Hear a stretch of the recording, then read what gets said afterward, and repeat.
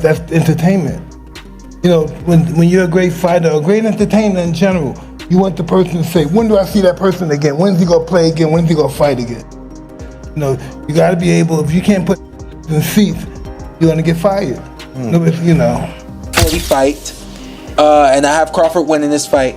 Crawford's gonna win this fight doing something that nobody's done to Canelo.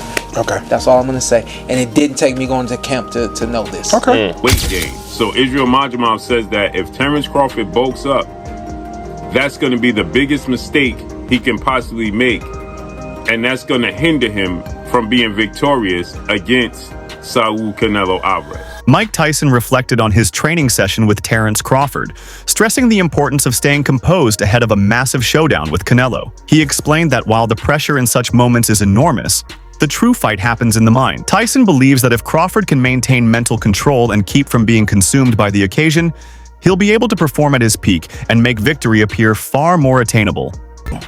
You know, fighters, pressure, right? Pressure's not being hit. You know, everybody think pressure's like, get on, stay on. Pressure's the thought of being hit. And that's how they fall. The thought is go, I'm not hitting that hard, but they think I am. Right. So you're all psychological. Are you, when you're walking to the ring, are you noticing anything, or are you so locked in? I see everything moving. Every person, every girl. I see everything. Dude, your walk-ins would last longer than the fights sometimes. Do anyone have a napkin on my towels? Because I'm sweating like a pimp with one hole up here. You're sweating. We will get you one. You're sweating. Thank you. Yeah. You're sweating like Charles Barkley at a spelling bee. Yeah, I'm gonna be sweating pretty hard there too. Exactly. So, Mike, we all know you hit hard. Who was the first person that when they hit you, you was like, oh, okay, this guy hits pretty hard? Amir Khan, a seasoned boxer who once faced Canelo Alvarez himself, recognizes the enormity of a potential matchup between Canelo and Terence Crawford. He praises Canelo's greatness and vast experience, but also emphasizes Crawford's genuine punching power. With Crawford moving up in weight and adapting well to the division, Khan views him as stronger than ever. He stresses that this won't be a one-sided affair, as both fighters bring exceptional skill sets to the ring. To Khan, the bout is more than just another fight, it's the collision of two elite talents, each capable of changing the outcome with a single moment. While he admires Canelo's proven dominance at higher weight classes, Khan warns that Crawford's adaptability and relentless ability to rise to new challenges make the fight nearly impossible to predict. He did that to Canelo after, so to your point, can Crawford do the same? Coming up from 54 and 47, can he, or will that, throw off the catch and shoot? I was gonna catch and shoot. We're not catching and shoot. Make me think. We're not catching and shoot. We're catching it, resetting, and getting out of this range for a minute or two. My fight with Arrow, I came back to the corner. I had a look on my face, I guess. And my dad said, "What's wrong?" I said, "Nothing." Like, classic Sean, nothing. He said, "Sean, tell me what's wrong." I said, my legs are kind of tight. He said, "Your legs kind of tight." He looked back, looked behind him. He would always do this and look back at the other corner. I don't know why. He looked back at them. It was a habit, probably. He said, "All right, we're not gonna use our legs so much this round."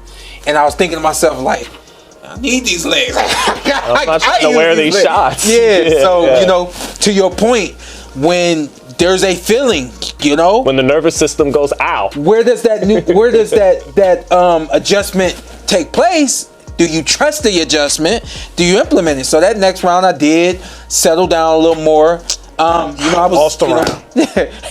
Whatever. Hello. I don't know what around is. Chill out. He don't even know what around is. Pour this water on you.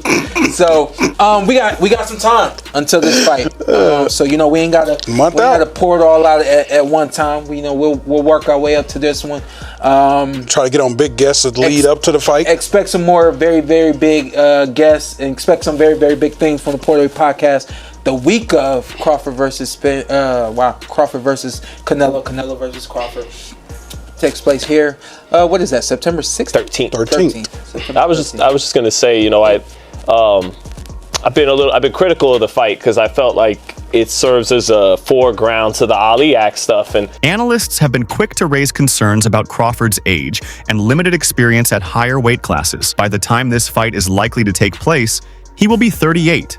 an age where the natural effects of decline become harder to ignore. Although he moved up to 154 pounds to face Israil Madrimov, that single performance hasn't convinced everyone that he's truly prepared to go against someone as battle-tested at heavier divisions as Canelo. In boxing, age is never just a number. It impacts speed, reflexes, and recovery, all of which are vital against a relentless opponent. While many agree Crawford's skill set remains elite, doubts linger about whether his body can respond with the same sharpness as before. For that reason, analysts frame this fight as the ultimate challenge of his career, not only technically, but also physically and mentally, given the magnitude of the stage and the caliber of the opponent.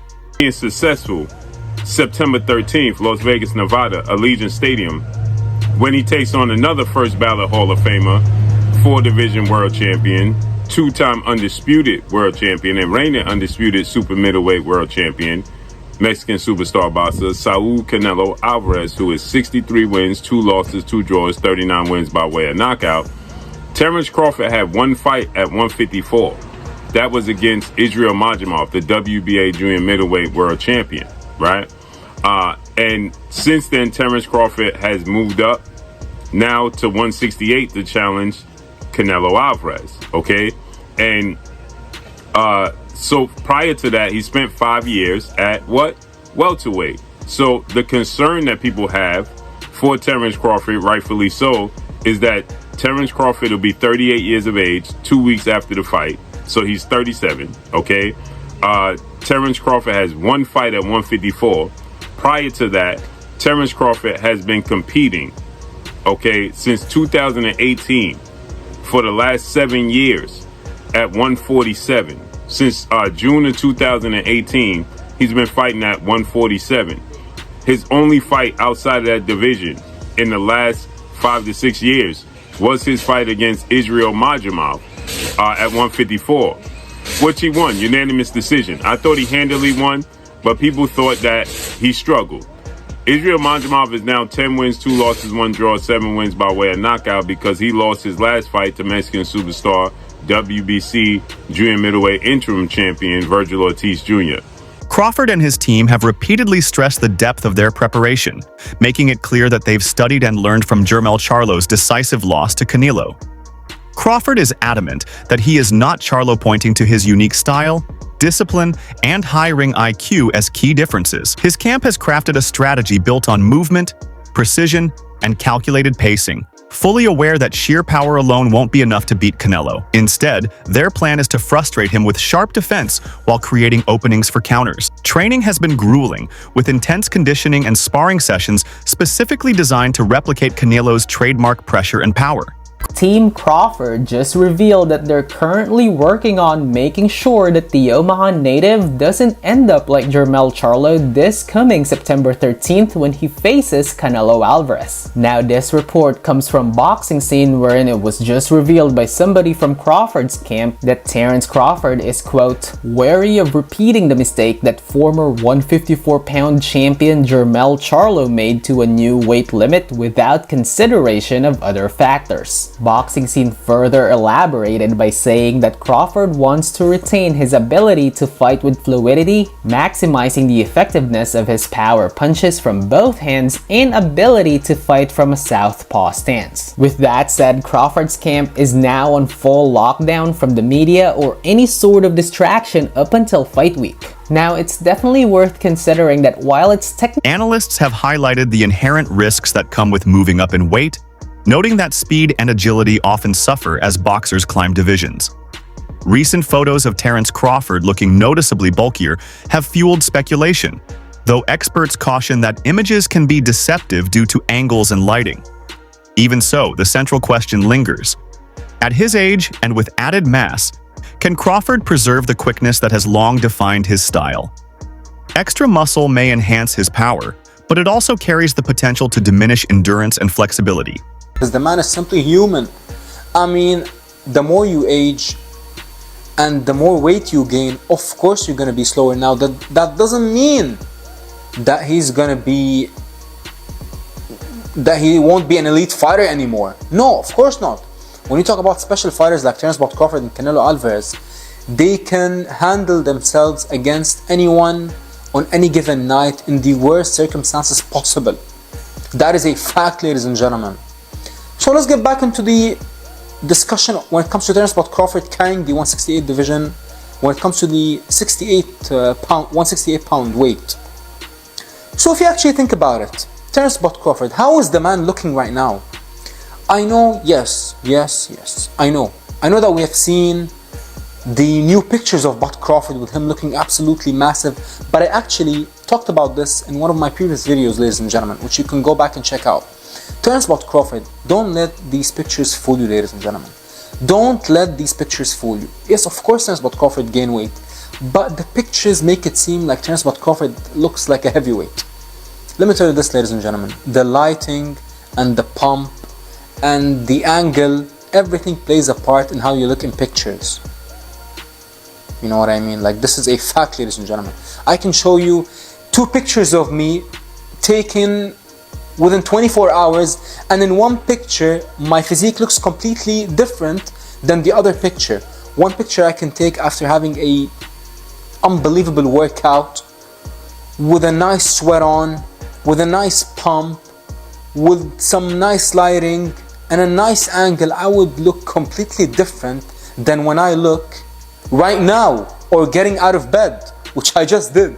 Abel Sanchez, one of boxing's most respected trainers, has downplayed Crawford's chances against Canelo, suggesting the fight would resemble a sparring session rather than a true contest. He argues that Crawford is simply too small to match up with Alvarez, whose natural size, strength, and extensive experience at higher weight classes give him a clear advantage. While Sanchez acknowledges Crawford's greatness as a fighter, he stresses that even elite skill cannot always overcome the physical realities of the sport. Crawford, quote, "It will be a sparring session for Saul Canelo Alvarez." Coach Abel Sanchez dismissed Crawford's chance against Canelo, and it's really because of the weight gain. Renowned Mexican trainer Abel Sanchez has reignited the hype surrounding Canelo Crawford, scheduled September 13th, Las Vegas. Speaking to the ring, Gennady Golovkin, trainer, says, quote, "Crawford is a great fighter, but that's why weight divisions exist. Canelo has proven that when he moves up, he faces and beats the best in each category. Neither Bivol could hurt him, nor could my fighter in 2 fights." And he's talking about Golovkin.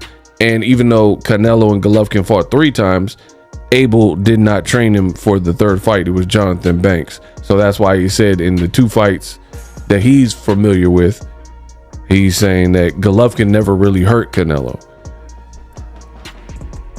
The weight jump, the big disadvantage. Crawford, undefeated record. He's 41-0, 31 knockouts. Agreed to move up to 168, blah, blah, blah.